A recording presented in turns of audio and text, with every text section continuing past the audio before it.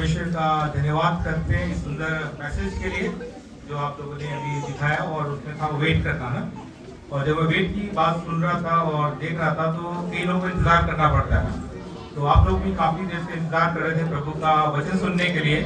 और लाइफ के अंदर ऐसी बहुत सारी बातें होती है जहाँ पे हमें इंतजार करना पड़ता है। तो कितनों को अच्छा लगता है इंतजार करना? लगता है? वहाँ पे है सिस्टर को अच्छा लगता है, थोड़े से हाथ वहाँ पे है, लेकिन सबको इंतजार करना अच्छा लगता नहीं है। वेट के अंदर 4 शब्द आते हैं, WAIT, वेट।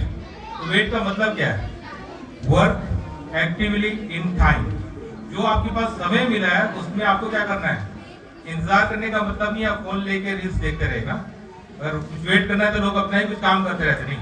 वेट करने का मतलब जब प्रभु के हजूरी में बैठे हैं तो आप परमेश्वर के साथ समय बिताएं, और उसके समय को बिताएंगे तो आपका इंतजार खत्म हो जाएगा। क्योंकि आखिरी में यही संदेश था कि तेरा इंतजार खत्म हो गया। तो प्रभु का धन्यवाद करते हैं कि हम सब लोगों का इंतजार खत्म हो गया, क्योंकि हम सब भी इंतजार कर रहे थे इसका, क्रिसमस का कर रहे थे इंतजार। तो जब पहला क्रिसमस था तो उस समय भी लोग इंतजार कर रहे थे, लेकिन उनको पता नहीं था कि क्या होने वाला है और कब होगा।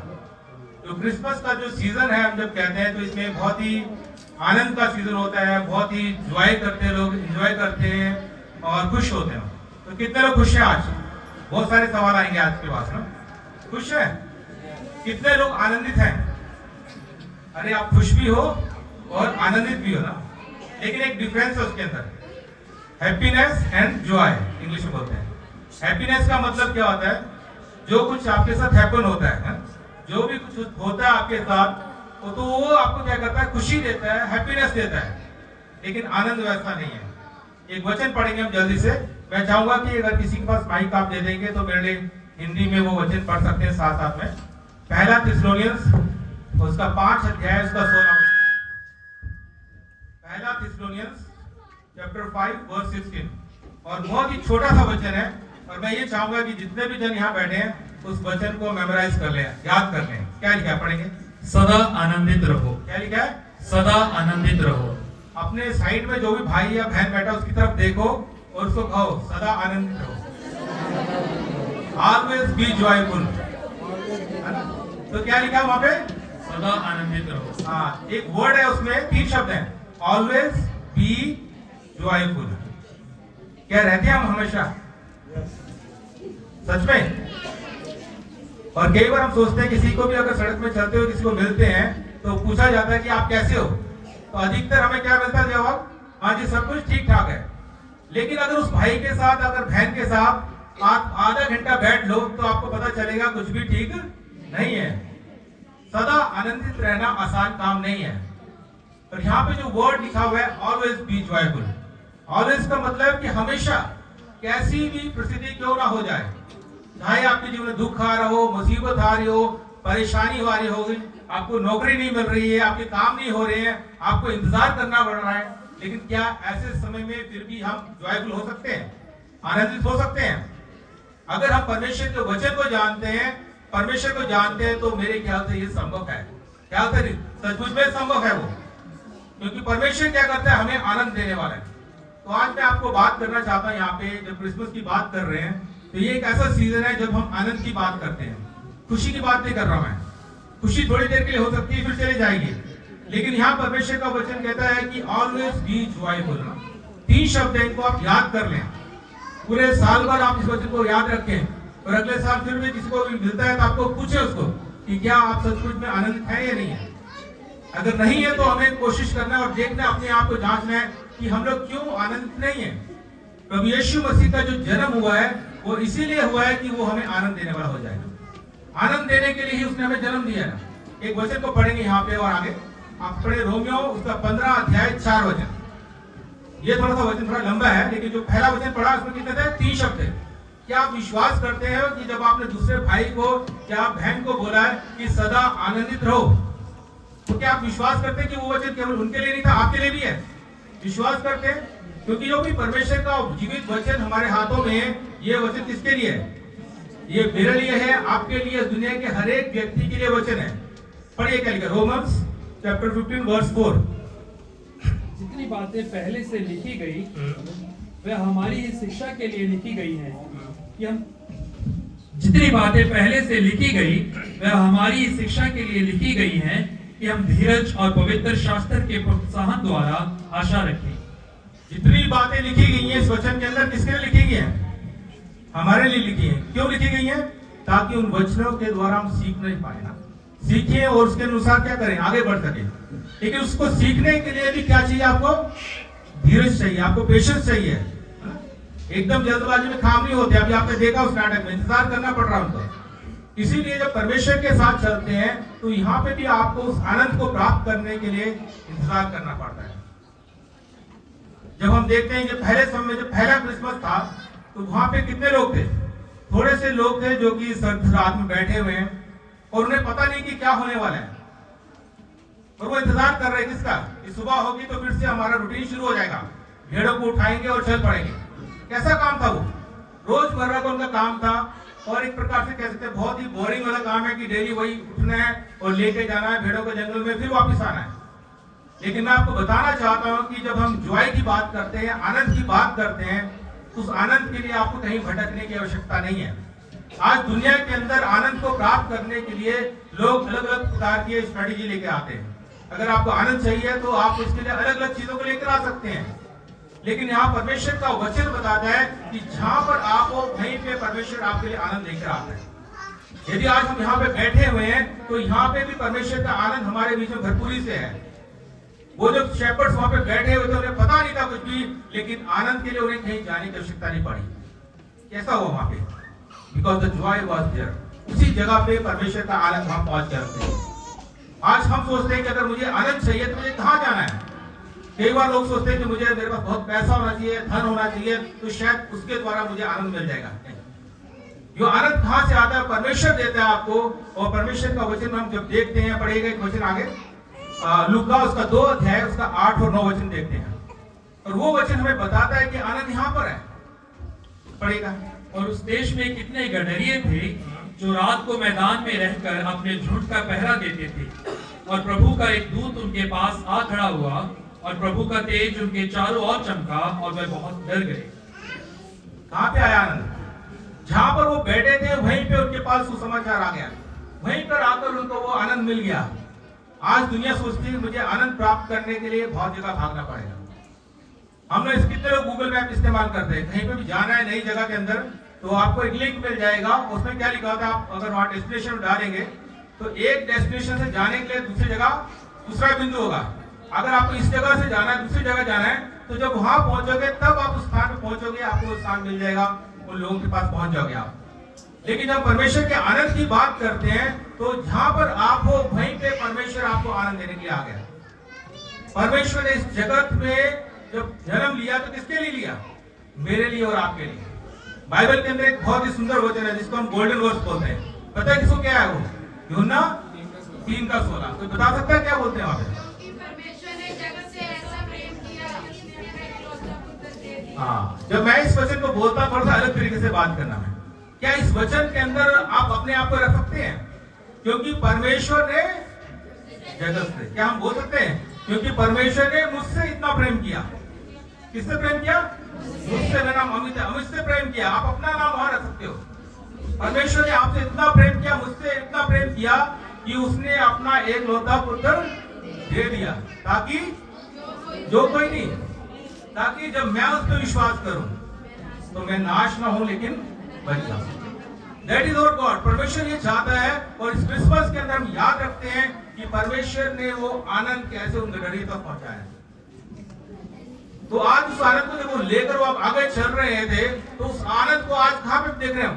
पूरी दुनिया के अंदर वो फैल गया है।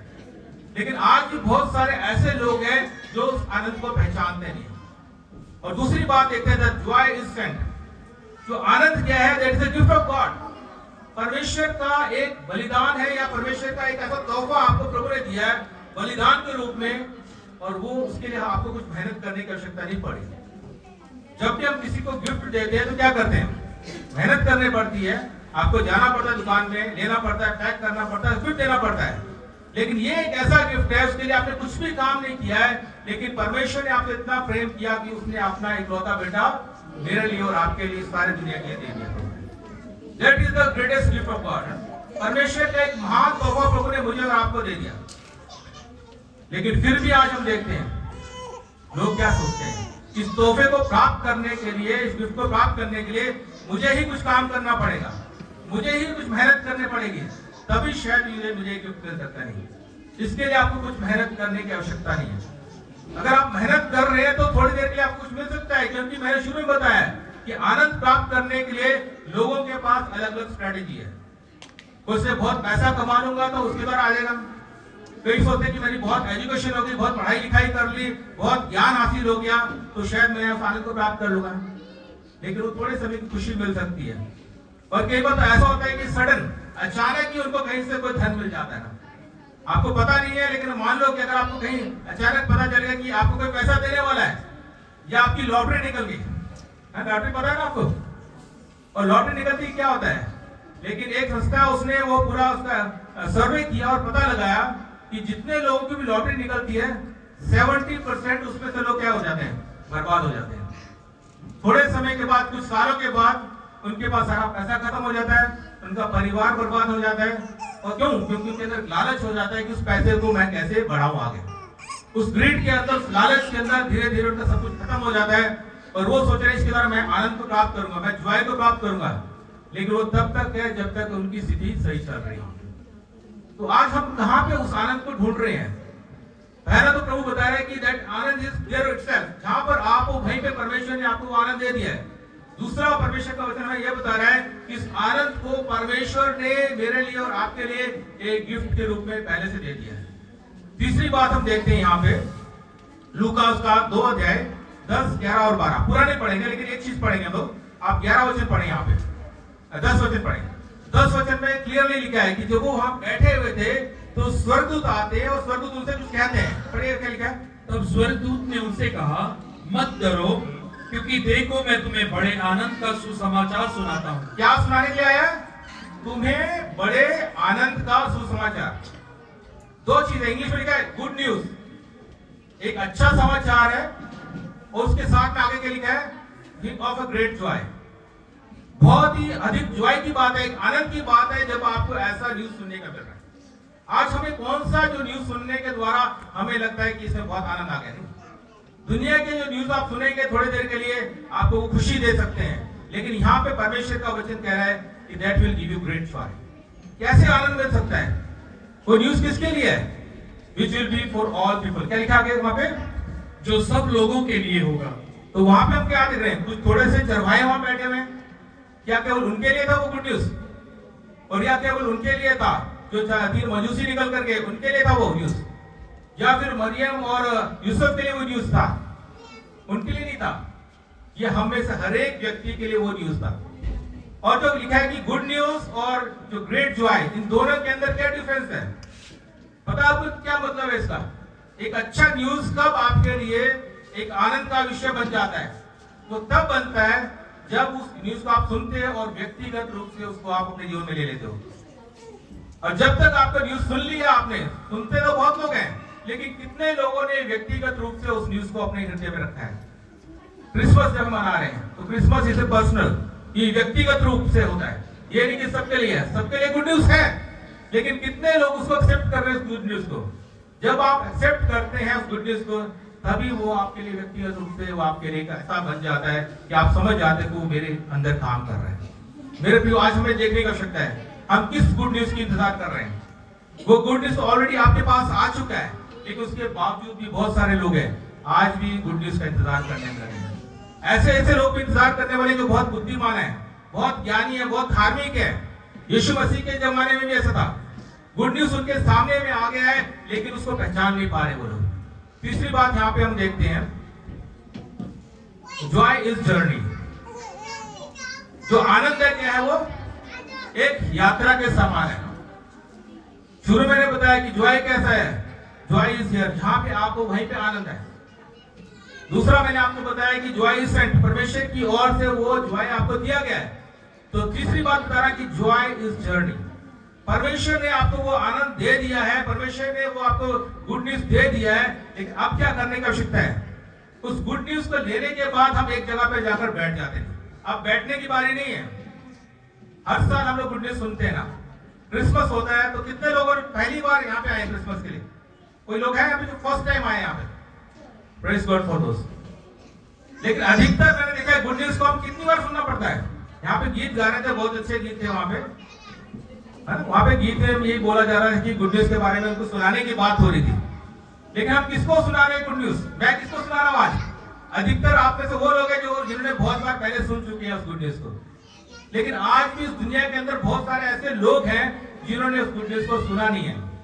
तो उसके लिए क्या करना है? We need to start a journey. उसके लिए हमें उठना है। जब हम यहाँ पे देखते हैं इस वचन में, मत्ती उसका 2 अध्याय 10 वचन पढ़ने का लिखा है। मत्ती रचित सुसमाचार 2 अध्याय 10 वचन। Journey it's a process. जो परमेश्वर के साथ चलना एक प्रोसेस है और धीरे धीरे वो अनफोल्ड होता चला जाएगा और तब आपको पता चलेगा कि परमेश्वर ने कितनी बातों को आपके लिए आशीष का कारण बना के रखा होगा। पढ़िएगा क्या लिखा? मत्ती 2:10। उस तारे को देखकर वह अति आनंदित हुई। क्या हुआ? उस तारे को देखकर कौन आनंदित हो गए? वो तारा क्या करने वाला था? तारा उनको वहां से उठाकर लेके जाने वाला था और वो यात्रा थी। और उस यात्रा के दौरान उन्होंने कितने काम किए, उसके बाद निकलने के बाद भी काम किए। उस सुसमाचार को जहां जहां गए वो बताते चले गए। आज उस गुड न्यूज को सुनने के बाद हम क्या कर रहे हैं? क्या हम सुनने के बाद उस दूसरे को बताते हैं? मेरे प्रियो, आज बहुत सारे लोग हैं इस दुनिया के अंदर, आपके आस पड़ोस में हो सकते हैं, आपके परिवारों के अंदर हो सकते हैं, जिनको उस गुड न्यूज की आवश्यकता है। क्या हमारे पास समय है उनको गुड न्यूज बताने के लिए? तो मैं चाहता हूं अभी भी समय है हमारे पास। आप इंतजार मत करें, आप उन्हें बुलाएं। बड़ी गिनती की बात, मैं ये नहीं कह रहा कि 50 लोग बुलाएं, 1000 लोगों को बुलाएं। Even if there is one, अगर आपका एक दोस्त, अगर एक फ्रेंड या कोई भी परिवार का एक जन भी है, एक परिवार है, उसे अपने घर में बुलाएं और आप उसे बताएं कि परमेश्वर ने आपको क्या गुड न्यूज दिया है। क्योंकि लोग चाह रहे हैं, वो गुड न्यूज के लिए अलग अलग जगह में भाग रहे हैं और सोच रहे हैं कि मुझे गुड न्यूज प्राप्त करने के लिए अपनी स्ट्रेटेजी बनाने पड़ेगी। नहीं, आपको कोई स्ट्रेटेजी बनाने की आवश्यकता नहीं है, उनको सिंपल गुड न्यूज बताना है। और यहाँ पे हम देखते हैं उन चेलों के पास भी आए, उनको जब गुड न्यूज पता चला तो उनको प्रभु ने हुक्म दिया। क्या बोला प्रभु ने? सारे जगत में जाने के लिए बोला। कितने? 11-12 लोग थे वो, लेकिन सारी दुनिया को उन्होंने उलट पुलट करके रख दिया। आज हमें से इतने सारे जन यहाँ पे लोग हैं, अगर हम में से हर एक जन अगर एक एक व्यक्ति को उस गुड न्यूज के बारे में बताएगा तो आप विश्वास कर सकते हैं कितने लोगों तक प्रभु का सुसमाचार पहुंच जाएगा और उनके जीवन के अंदर, जिनके अंदर आनंद नहीं है, उस आनंद को वो भी प्राप्त कर सकते हैं। एक और वचन पढ़ेंगे आगे, लूका 1 अध्याय 29 और 30 वचन।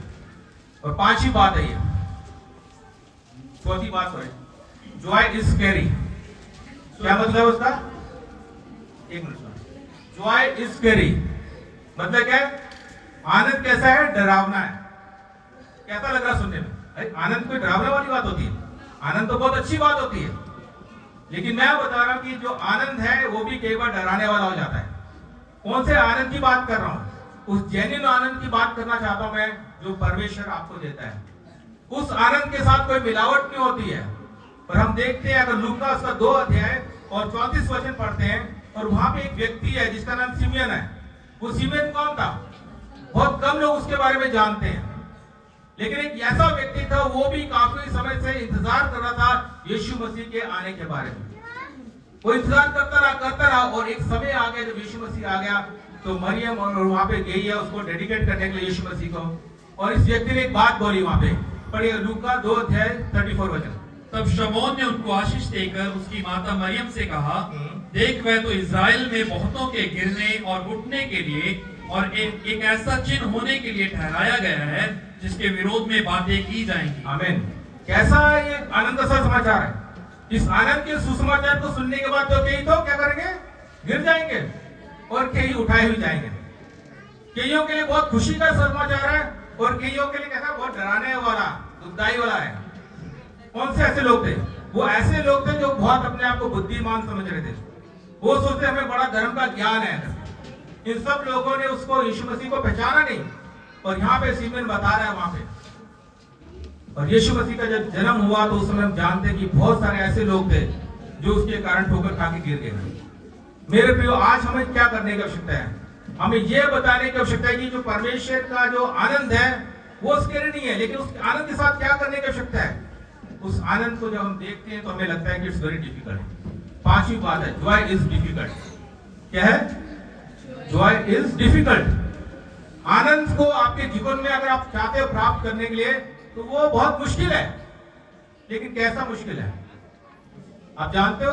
ये लोग बोलते हैं कि हम अपने जीवन में कुछ काम करते हैं, लगता है कि बहुत मुश्किल है।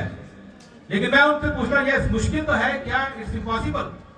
वो व्यक्ति जवाब देते नहीं, इम्पॉसिबल तो नहीं है, मुश्किल है। तो जीवन के अंदर बहुत सारी चीजें मुश्किलें हो सकती है, लेकिन कुछ भी असंभव नहीं है। और हमारे परमेश्वर के लिए तो कुछ भी असंभव नहीं है। वो असंभव को भी क्या कर सकता है? संभव करने वाला परमेश्वर है। तो यहाँ जॉय इज डिफिकल्ट की बात करना चाह रहा हूं मैं। तो पढ़िएगा एक वचन लूका उसका 1 अध्याय 29 एंड 30 वचन। और यहाँ पे हम देखते हैं मरियम के पास भी क्या पहुंचा था? गुड न्यूज पहुंचा था। तो कितना हमें लगता है कि बहुत खुश होगी वो, लेकिन वचन क्या बता रहा है? पढ़ेगा। वह उस वचन से बहुत घबरा गई। क्या हो गया? जब गुड न्यूज मिलता है तो क्या करता है इंसान? घबरा जाता है। क्या आप घबराते हो जब गुड न्यूज मिलता है आपको? ये बड़ी खुशी होती है हमें जानकर। लेकिन यहाँ पे लिखा है कि जब उसने गुड न्यूज को सुना तो वो घबरा गई। आगे और सोचने लगी कि ये किस प्रकार का अभिवादन है, ये कैसा अभिवादन है, कैसा गुड न्यूज है जिसको सुनकर वो डर गई, घबरा गई। वो बहुत बड़ा न्यूज था उसके लिए वो, लेकिन उसको सुनने के बाद क्या होगी? घबरा गई वो। उसने देखा अपने आप को, सच में वो घबराने वाली बात थी उसके लिए। कैसे वो जाकर दूसरों को बताती, वो अपने घर वालों को, अपने माँ बाप को, अपने मोहल्ले में अपने लोगों को कि मैं एक कुंवारी मरियम हूँ और मैं एक बच्चे को जन्म दूंगी।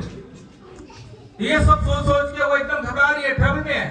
लेकिन अचानक थोड़ा और आगे पढ़ते हम तो हमें पता चलता है उसके ये शब्द चेंज हो जाते हैं जब उसके जीवन में रियल जेन्युइन जॉय आ जाता है। पढ़ेगा 46, 47, 48।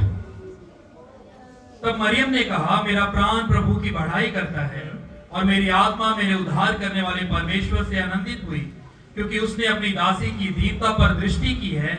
इसीलिए देखो, अब से सब युग युग के लोग मुझे धन्य कहेंगे। आमीन। क्या हो गया?